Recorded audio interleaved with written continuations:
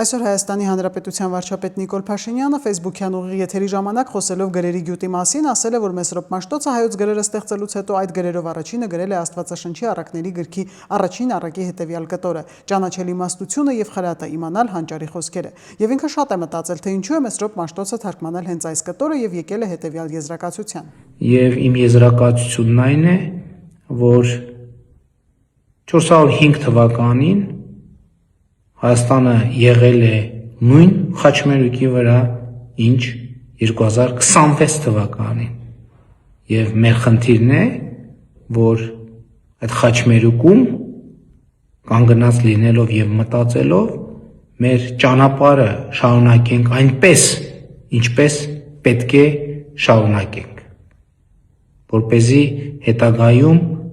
ողբամ քեզ հայոց աշխարհը չգրվի։ Այս առնչությամբ զրուցել ենք Հովանավանքի հոգևոր հովիվ Տեր Արամ Քահանա Ասատրյանի հետ։ Նա նշեց, որ հետաքրքիր է, որ Սուրբ Մեսրոպ Մաշտոցը, երբ որ սկսեց Սուրբ գրքի թարգմանությունը, առաջինը հենց իմաստությանը անդրադարձավ։ Քահանայի խոսքով իմաստությունը նաև ինքնաճանաչողություն է, երբ որ դու կարողանաս ինքդ քեզ ճանաչել եւ նաև ճանաչել քեզ շրջապատող աշխարհը։ Եվ հավանաբար 405 թվականին հայը ինքն իրեն այդքան էլ լավ չէր ճանաչում եւ միգուցե իրեն շրջապատող աշխարհը, եւ դրանից բխող վտանգներն էլ չէր կարողանում պատկերացնել։ Այդ իսկ պատճառով էլ Մովսես Խորենացին հետո պիտի խոսեր ողբի մասին, որովհետև չճանաչողության արդյունքում էր, խորագիտություն չունենալու արդյունքում էր, որ մեզ մոտ անընդհատ այդ ողբի թեման շարունակվում էր։ Ես հավատացած եմ, որ ավետարանը եւ Աստված մեզ չի ուզում, որ մենք խորագետ չլինենք, իմաստուն չլինենք, եւ միգուցե հենց դարերի ընթացքում մեզ իմաստությունն է պակասել, այսինքն Աստծո կոչը ապրելու համար մենք այդքան էլ լավ չենք պատկերացրել ու գիտակցել, թե ինչ պետք է ունենանք ապրելու համար, մեր կենսական այսպես շահը ամրացնելու համար այս աշխարհի մեջ։ Հետևաբար իմաստությունն է այն զենքը, որով որ մենք կարող ենք ուղղակի կիրառելով մեր գոյությունը շարունակել այս աշխարհի մեջ։ Խոսելով նաև այն մասին, որ Մայրաթոր Սուրբ Էջմիածինը հաճախ է հայտարարություններ տարածում Արցախի թեմայով, այդ մասին հիշատակվում է պատարակների ժամանակ, Տեր Արամն ասաց, որ նույն տրամաբանությամբ ոչ միայն կարելի է շեշտել Արցախ աշխարհը, այլ կարելի է Արևմտյան Հայաստանից շեշտել Վանը, Կարսը, Իգդիրը եւ այլ տարածքներ, բայց այստեղ իհարկե ինքը վտանգներ տեսնում է։ Նա նաև հարց է բարձրացնում, որ եթե Կտրիչ Ներսիսյանն այդքան մտահոգ էր Արցախ աշխարհով, ապա նախկին իշխանությունների հետ ունենալով շատ լավ հարաբերություններ, քանի անգամ է փորձ արել նրանց համոզել, որ հենց իրենք ճանաչեին Արցախի անկախությունը, բայց դա չի արել ու հանկարծ սկսում է շատ սիրել Արցախը եւ տարբեր բեմերում խոսել Արցախի մասին։ Եթե այդպես էր եւ ինքը Արցախը շատ էր սիրում, ապա ինչու Պարքև arczepiskopos Մարտիրոսյանին թույլ տվեց, որ լքի Արցախը, եւ հիմա ես գիտեմ, որ այդ arczepiskopos-ը Ամերիկայում է բնակվում եւ այնտեղից փորձում է փրկել Արցախը։ Իմ համար սա կներեք, ոչ մի ձևի մարդկային տրամաբանության մեջ չի կարող ուրեմն տեղավորվել։ Եթե դու Արցախում անելու բան ունեիր, դու պետքա մնայիր Արցախում եւ պետքա պայքարեիր Արցախում։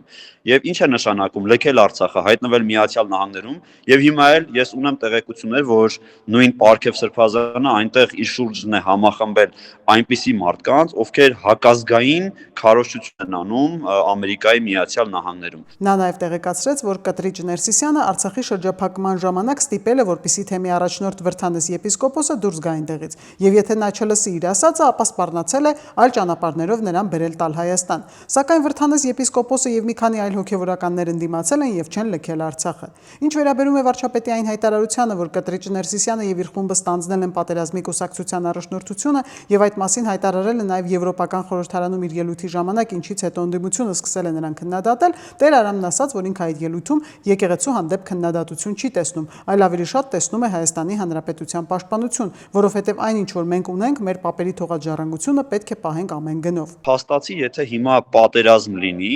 ես հավատացած եմ, որ ոչ Գարեգին երկրորդը, ոչ էլ իր շրջապատող մարդիկ եւ այն մարդիկ, ովքեր որ սնվում են, Մայրաթոր Սուրբ Էջմիածնի գումարներից, իրենք պատրաստ չեն, պատերազմի դաշտ գնալու, իրենք պատրաստ չեն հայոց հողի համար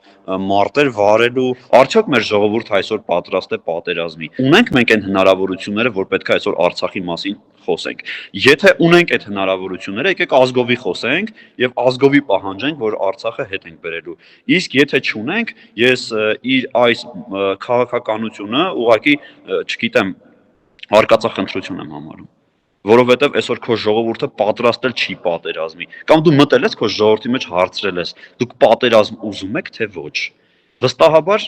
եթե մտնի, կլսի, որ ժողովուրդը պատերազմ չի ուզում։ Իսկ եթե պատերազմ չի ուզում իր ժողովուրդը, իսկ ինքը իր ժողովրդի կաթողիկոսն է, ինչպես է անտեսում իր ժողովրդի ցանկությունները։ Ում տեղն է ինքը գնալու պատերազմ արելու։ Իր հարազատներից ինքը ում է ուղարկելու, որ գնա մեկի տեղը մեռնի։ Որևէ մեկի համար չի անի ինքը այդ։ Հետևաբար, եթե չանելու, թող պատերազմը չուզենա։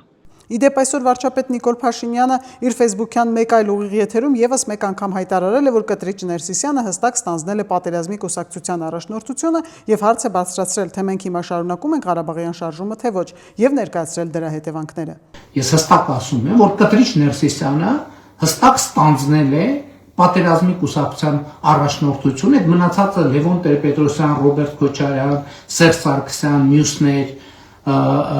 տեղավորվում են այս տրամաբանության տակ։ Եվ մենք պետք է շատ հստակ ընտրություն կատարենք, Ղարաբաղի շարժումը շարունակում ենք, թե չէ։ Եթե շարունակում ենք, դա նշանակում է նոր պատերազմ, չի կարող ուրիշ կերպ լինել։ Եվ ընդ որում 2020 թվականից առաջ էլ էր պատերազմն, այն չէ, որ պատերազմ չէր։ Մենք խաղաղություն այնքան անծանոթ է, որ մենք խաղաղությունն ու պատերազմը չենք էլ տարբերել իրարից, նոր սկսում ենք տարբերել։ Հավանիչ տեսանյութը եւ բաժանորդագրվիչ նորությունները բաց չթողնելու համար